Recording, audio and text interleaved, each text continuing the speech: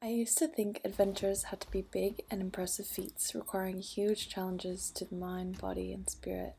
I've had a few, even recently, but I've learned to love the little adventure. You know you'll be back later that day with a story to tell, but you don't quite know what the hours in between will look like. A quiet cup of coffee and a bowl of cereal in a mostly dark house. It feels like you're the only one awake in the neighborhood, maybe the world. You do a final tally and head out, the door automatically locking behind you. For me, that's the defining moment. That click is the mindset switch where you're well and truly out for the day. It's also very literal. I forgot my house key and everyone is still asleep. Oh well, here we go.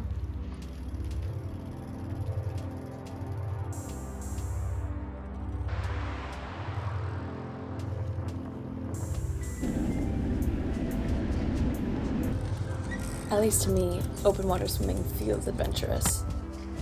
I used to be terrified of the ocean and grew up nowhere near it. In terms of swimming, I know the basics, which is how not to drown, but even then I'm not particularly confident. But I still like to try. I've learned to love the loneliness of being a warm body in cold water, a little dot in a big expanse, just completely absorbed with what I'm doing. I move slowly and count my breaths to try to keep them steady, staring straight ahead at my target, the island. Knowing that I'll get there when I get there, and that's good enough. I'll have a little moment to celebrate, and then I'll turn around and swim back, knowing that that's the farthest I've gone, and that's pretty exciting.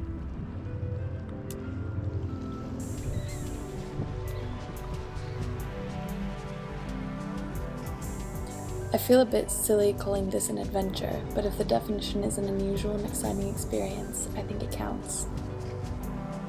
3 new places that I still haven't been after living in Nelson for a few years. And all of them reached by my own power. It's good for us to come up with the little challenges for ourselves and approach them with an adventurous spirit. I think especially on the small scale, adventure can really just be a state of mind. Since childhood, biking has always felt a bit adventurous to me. Like most people, it was my first taste of independence. I learned pretty young and then spent the rest of my childhood trying to keep up with my older brother and the neighborhood boys. We'd ride down the trail to the park without our parents a whole mile away, and it felt like 20. Back then, when I'd come across a steep hill, I'd stand up on my pedals and tell myself, you're fine, over and over. Eventually, I got over it. But then I broke both my arms in a cycling accident 3 years ago. I've come straight back to that childhood mantra, and I think it does help. But so does just getting back on the bike after falling. I still get flashbacks when I ride my bike each day, but it's kind of good for me. I think there's value in doing something that scares you a little bit. Sure, it builds mental grit, but it also just builds my thankfulness that I can hop back on the bike and feel like a kid again, seeing new things and having a little adventure.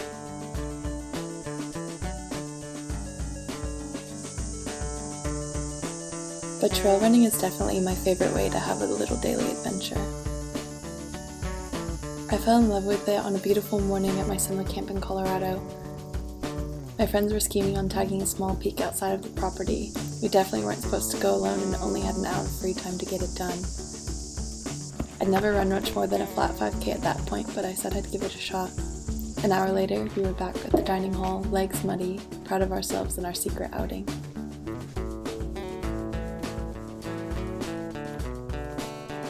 I still feel like running is my personal adventure time.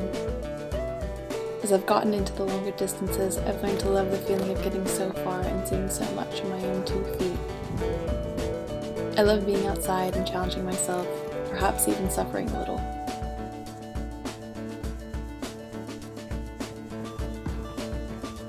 I love finding that limit and pushing it further.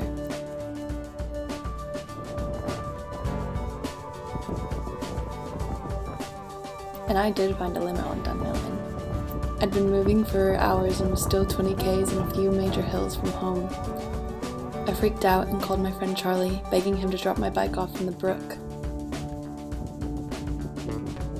Sure, it was embarrassing, but I can learn from it and push that limit a bit further next time.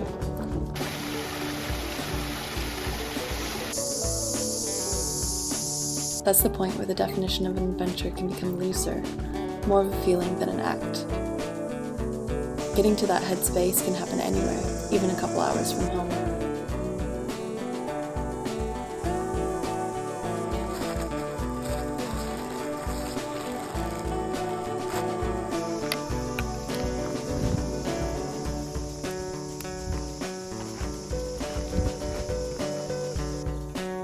And being close to home definitely has its perks. I'm beyond thankful for the comforts that we have in Nelson. But I do think there's value in choosing discomfort. Resilience is a muscle that needs to be flexed, as well as bravery, problem solving, and positivity. I say use them or lose them.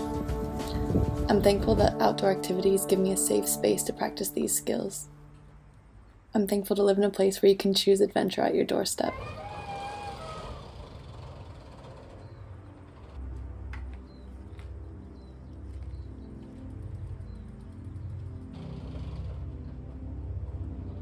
I could never have a bad day when I've been outside, moving my body and letting my mind get quiet.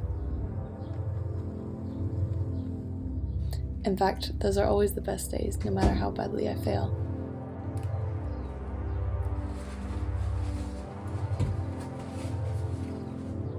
I can go to sleep tonight knowing I'm a better person because of today, and on all the days where I choose to have a silly little adventure. When I see something new and put things into perspective.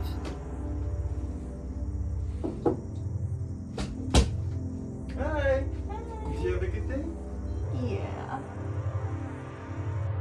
And I don't really care that I failed, because staying thankful and curious is the name of the game.